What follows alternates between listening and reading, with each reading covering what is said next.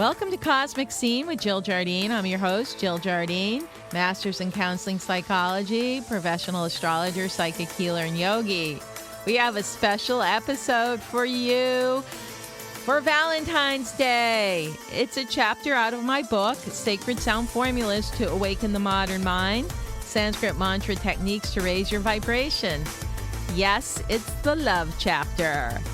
Mantras for love. Stay tuned.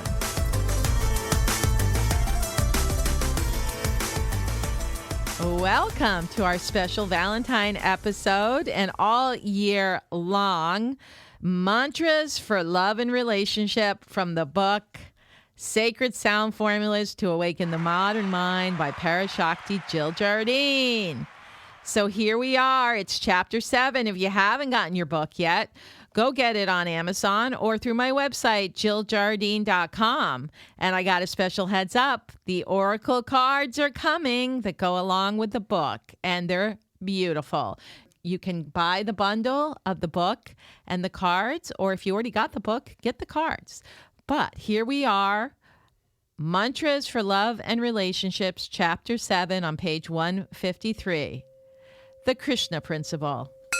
In the Hindu pantheon, Krishna is one of the most beloved and widely worshipped deities. He is considered the 8th incarnation of Vishnu, the preserver in the Hindu trinity. Brahma is the creator, Vishnu the preserver, and Shiva the transformer. However, to many devotees, Krishna is not merely an avatar, but the supreme being himself, known as Swayam Bhagavan, the original complete manifestation of God. Krishna is often regarded as the most complete of Vishnu's avatars, embodying the fullest expression of Vishnu's divine energy. While all avatars of Vishnu, such as Rama and Narasimha, carry profound spiritual significance, Krishna is said to manifest the totality of divinity in human form. Like the other great incarnations, his earthly appearance is shrouded in spiritual mystery and cosmic purpose.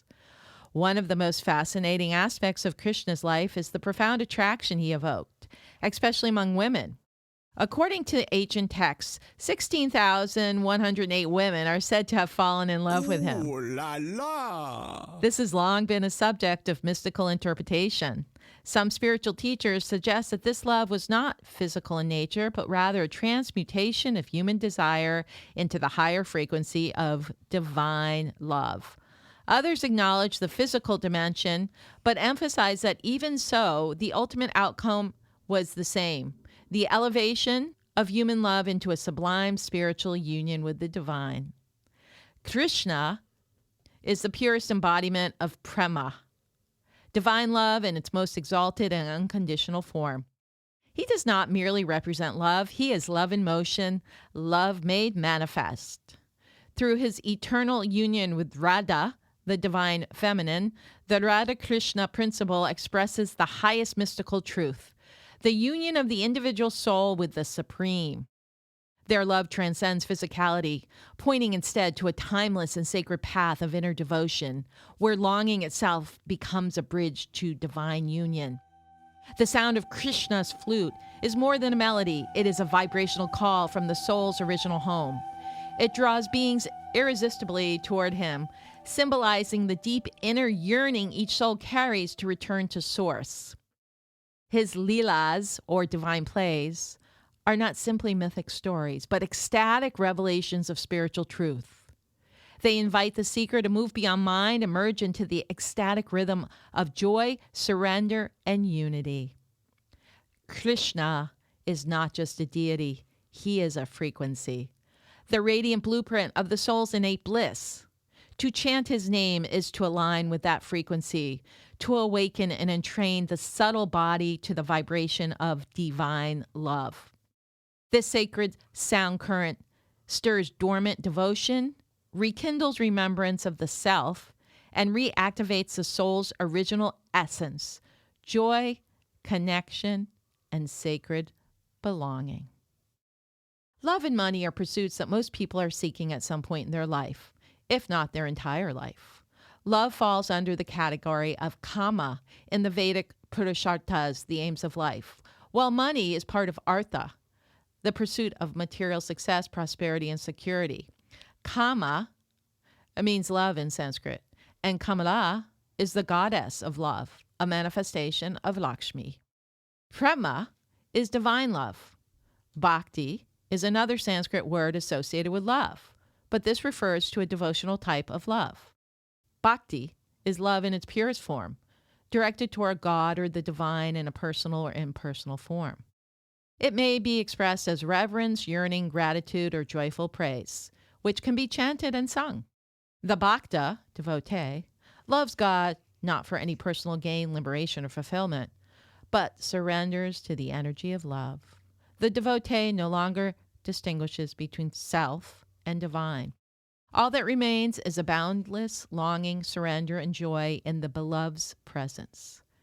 This chapter includes mantras for personal love, divine love, and self-love.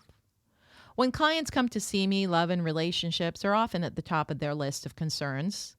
Topics they most frequently ask me to explore astrologically and energetically during our sessions. These concerns may be because they have ended a relationship and feel ready to find a new one, or they have realized they have a particular pattern of attracting the wrong type of person. Another common situation people want help with is to improve an existing relationship, whether it is a burgeoning one or a marriage at various stages. The mantras I share in this chapter are the ones I most frequently prescribe for those looking for love and relationship help. This includes those who want to attract a new relationship, heal an existing relationship, feel more self-love, and connect with divine love.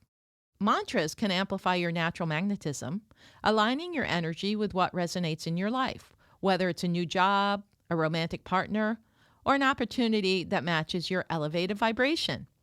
As we have discussed earlier in the book, mantras work by refining and elevating your inner vibration, bringing you into greater harmony with the subtle energies of the universe. As your energetic frequency aligns with your true intentions, you naturally begin to attract experiences, relationships, and opportunities, such as meaningful work or a compatible partner that reflect this higher state of being. Mantras can raise your vibration to help you meet your match again in another person or energetically with what it is that you desire to bring in, which can also be health and wealth. When we are trying to bring more love into our life, the best place to start is with creating more self-love. If one loves themselves or feels confidence, that is putting a higher frequency out into the world than one who is self-loathing, depressed, or a naysayer. The love mantras here will enhance the energies of self-love, but also cultivate feelings of confident self-love and empowerment.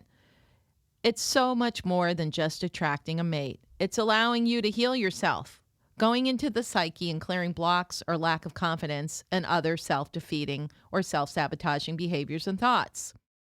Sanskrit mantras, by the nature of their vibrations, will help weed out psychological complexes, blockages, issues, and even patterns that you may not be aware of consciously, which interfere with attracting an appropriate relationship. It is advised to never chant to manipulate someone with mantras or cast love spells. The karmic rebound on whoever does so can be very fast in delivering negative outcomes. Vashikarana mantras are a type of mantra that wreak on manipulation and can hold the energy of black magic. They are used with the intent to attract, influence, or gain control over someone, typically in the context of love, relationships, or persuasion. It is never a good idea to cultivate that type of bad karma. In relationships, it's important not to create karmic entanglements through actions rooted in attachment, manipulation, or harm. It is important not to become overly fixated on another person when pursuing a relationship. Such obsession breeds attachment and desire, qualities that stand in direct opposition to the soul's liberation, which is the deeper aim of mantra practice. Clinging to a specific outcome or individual lowers your energetic vibration and can lead to emotional instability. In my experience, I've observed several female clients become so deeply infatuated with certain men, often to the extent of constructing imagined relationships despite minimal or no reciprocation from the other side.